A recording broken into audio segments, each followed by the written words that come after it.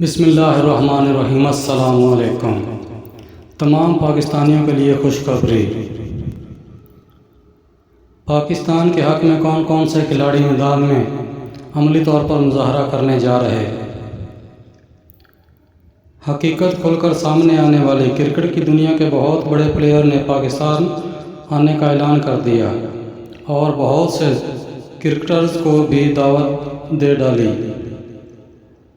امکان ظاہر کیا جا رہا ہے کہ بہت سے کھلاڑی پاکستان میں آنے کو تیار، کیونکہ یہ سب ہی جانتے ہیں کہ پاکستان ایک پرامن اور مہمان نواز ملک ہے۔ صرف اور صرف اس کو بدنام کرنے کی کوشش کی جا رہی ہے۔